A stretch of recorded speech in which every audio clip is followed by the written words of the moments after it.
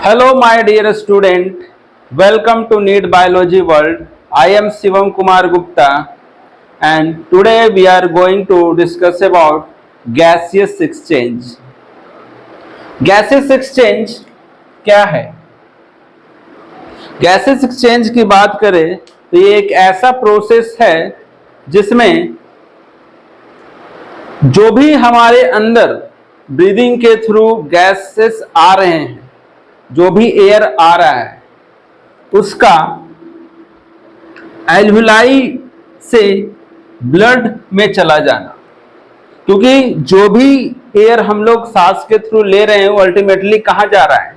Alveoli में, एल्विलस में। अब ये एल्विलस से ब्लड में जाएगा, तो क्या ब्लड में जाएगा?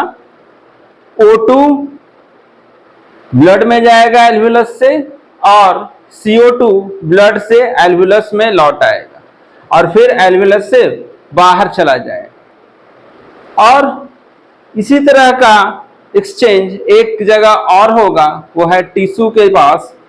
टिश्यू के पास इसका जस्ट अपोजिट होगा कि ब्लड से CO2, ब्लड से ऑक्सीजन टिश्यू के पास चला जाएगा और टिश्यू से CO2 ब्लड में चला आएगा। तो यही जो गैसेस एक्सचेंजेस होते हैं उसी को बोलते हैं गैसेस एक्सचेंज।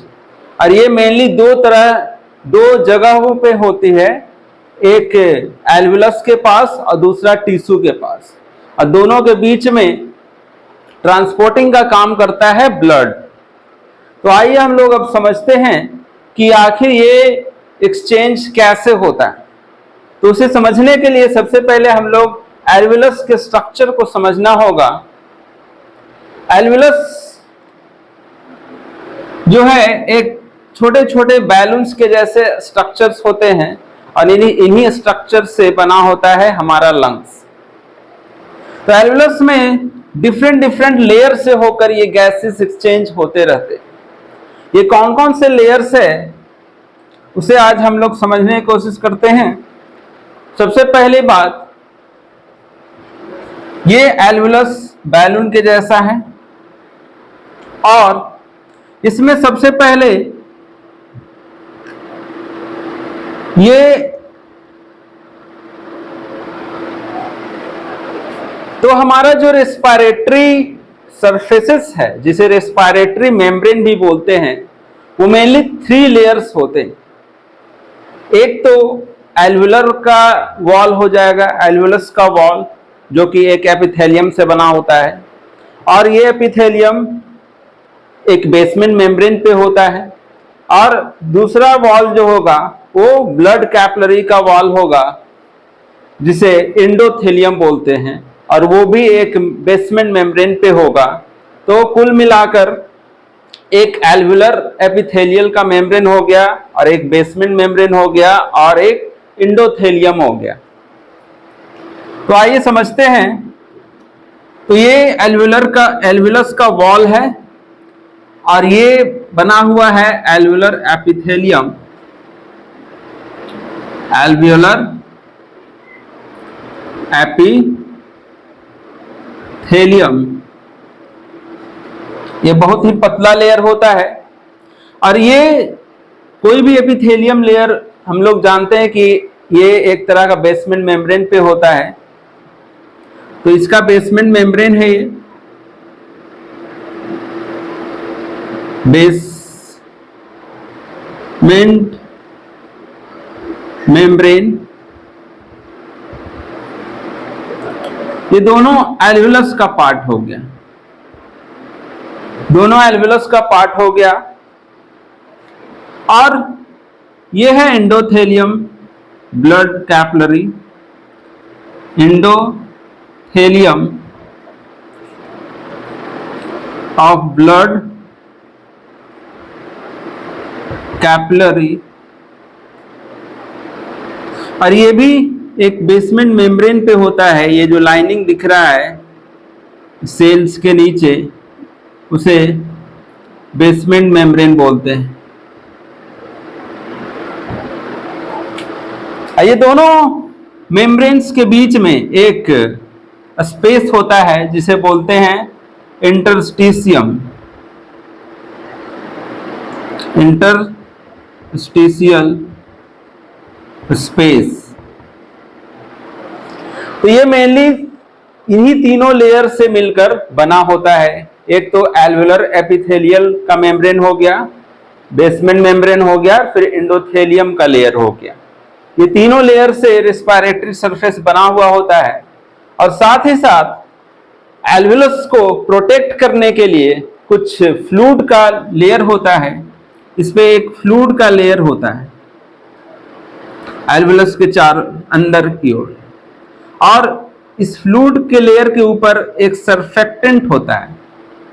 जैसे कि ये फ्लूइड हो गया, एल्वेलर फ्लूइड हो गया, और ये जो दिखाने की कोशिश कर रहे हैं इसे सरफेक्टेंट बोलते हैं, सरफेक्टेंट। ये सरफेक्टेंट एल्वेलस को कोलैप्स होने से बचाता है, क्योंकि लगातार एल्वेलस सिकुड़ते और फैलते रहता है, तो कॉन्ट्रैक्ट और रिलैक्स होते रहता है। तो ये जो एल्वेलस है ये कोलैप्स हो सकता है, क्योंकि इसके चारों तरफ बहुत सारे मटेरियल्स होते हैं, लिक्विड मटेरियल होते हैं और गैसेस होते हैं। उनके कारण ये जो एल्वेलस है वो कोलैप्स हो सकता है। तो उस कोलैप्स होने से बचाने के लिए इस पे एक सरफेक्टेंट का लेयर होता है। तो इतने सारे लेयर्स होते हैं रेस्पिरेशन और गैसेस एक्सचेंज के लिए।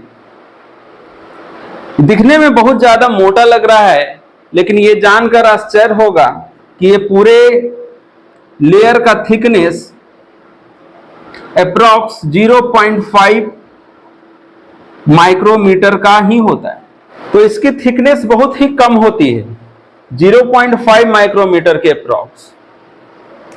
और ये जो रेस्पिरेटरी सरफेस एरिया देता है ये बहुत ही बड़ा देता है, क्योंकि ये छोटे छोटे भले ही होते हैं लेकिन ये नंबर्स में बहुत ज्यादा होते हैं। लगभग 600 to 800 मिलियन एल्वेलस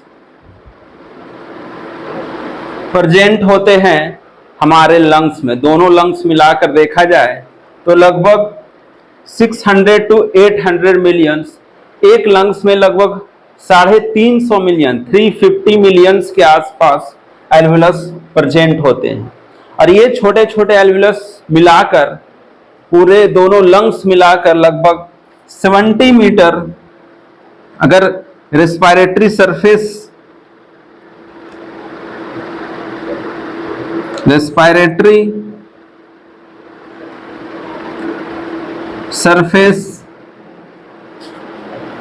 एरिया जिसके थ्रू गैसेस एक्सचेंज होगा वो अप्रॉक्स 70 मीटर स्क्वायर के इक्वल होता है, जो कि एक बहुत ही बड़ा सरफेस एरिया है।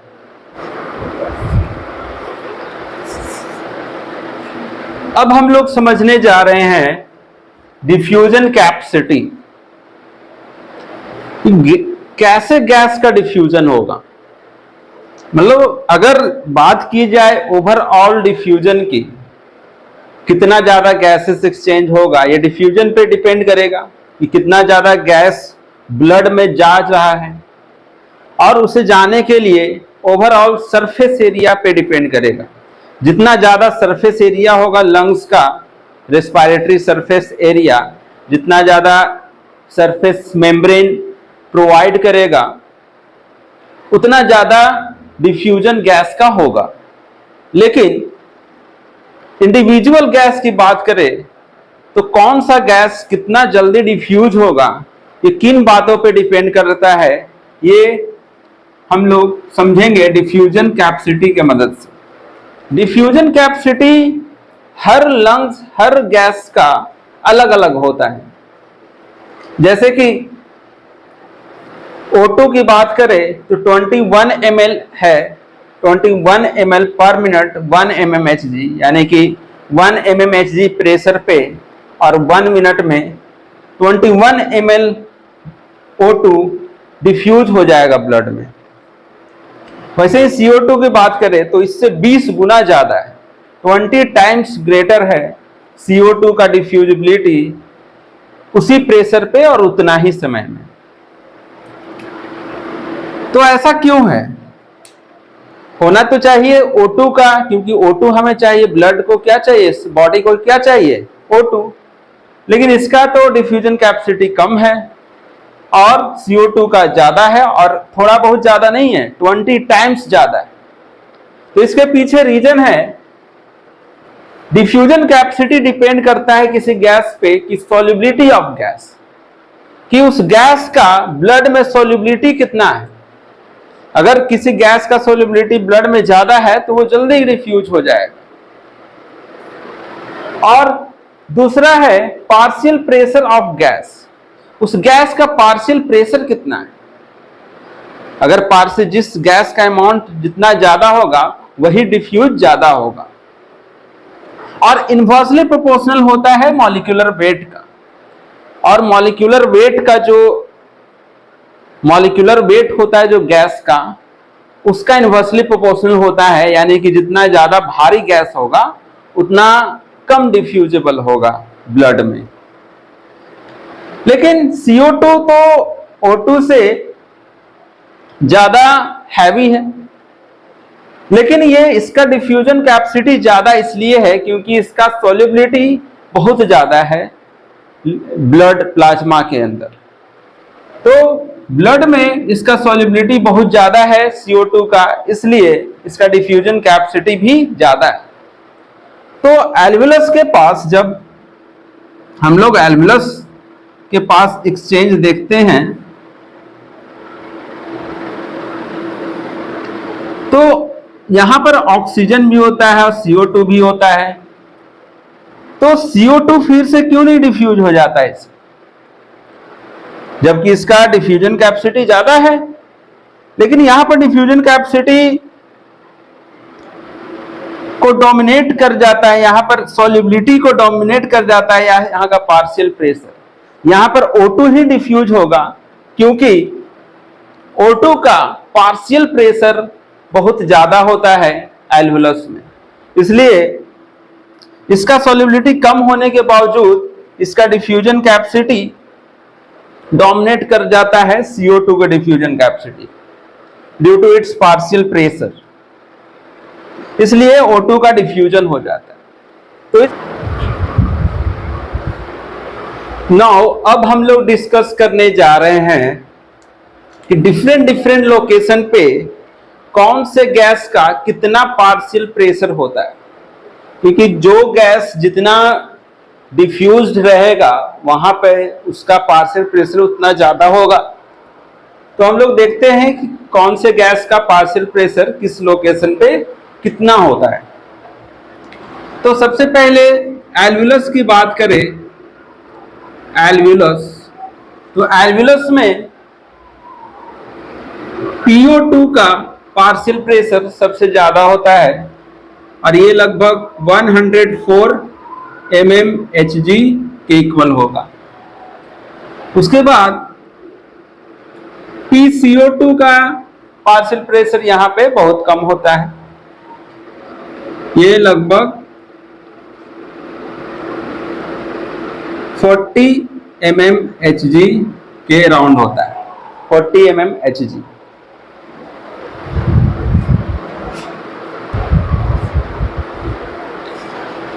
अब यहां से गैस डिफ्यूज होने के बाद जाएगा ब्लड कैपिलरीज में, ये है ब्लड कैपिलरीज, पल्मोनरी आर्टरी होगा। तो इसमें कितना होगा, तो इसमें partial pressure of O2 95 mmHg होता है और PCO2 40 mmHg होता है। अब ये यहां पर हार्ट में आएगा और हार्ट से पंप होकर फिर बॉडी टिश्यू के पास जाएगा। बॉडी टिश्यू, तो यहां पर भी PO2 95 होगा और PCO2 40 mmHg होगा। अगर टिश्यू की बात करें तो टिश्यू में CO2 का कंसंट्रेशन ज्यादा होता है, पार्शियल प्रेशर ज्यादा होता है, तो PCO2 यहां पर 45 mmHg होता है और PO2 40 mmHg होगा। PO2 40 mmHg होगा। अब यहां से ब्लड CO2 लेकर आगे बढ़ेगा हार्ट की ओर, तो यहां पे PCO2 45 mmHg होगा और PO2 40 mmHg होगा। अब यहां हार्ट आएगा, हार्ट पंप करेगा फिर से लंग्स में, और लंग्स में तो यहां पर भी लगभग इक्वल होगा इसी के, और ये सारा CO2 लेकर एल्वुलस के पास जाएगा और वहां गैसेस एक्सचेंज होगा और फिर से बाहर निकल जाएगा। तो पहला एक्सचेंज होता है एल्वुलस से ब्लड कैपिलरीज में। यहां पर देख सकते हैं पार्शियल प्रेशर ऑक्सीजन का ज्यादा है और यहां पर पार्शियल प्रेशर ऑक्सीजन का 40 mmHg, तो ऑक्सीजन एल्वुलस से ब्लड में चला आता है और वो लेकर हार्ट के पास जाएगा और हार्ट उसको पंप करेगा बॉडी टिश्यू में, और बॉडी टिश्यू में टिश्यू पे जाकर वहां पे भी गैसेस एक्सचेंज होगा, ब्लड से टिश्यू में और टिश्यू से ब्लड में। ब्लड से टिश्यू में जाएगा O2 और टिश्यू से ब्लड में आएगा CO2, और फिर से ऐसे ही सर्कुलेशन चलते रहता है। तो ये जो सर्कुलेशन है हार्ट और एल्वुलस के बीच में, लंग्स के बीच में, ये सर्कुलेशन कहलाता है पल्मोनरी सर्कुलेशन। और जो हार्ट और टिश्यू के बीच में सर्कुलेशन होता है उसे बोलते हैं सिस्टेमिक सर्कुलेशन। तो इस तरह से गैसेस एक्सचेंज और ट्रांसपोर्ट ऑफ गैसेस होते रहते हैं।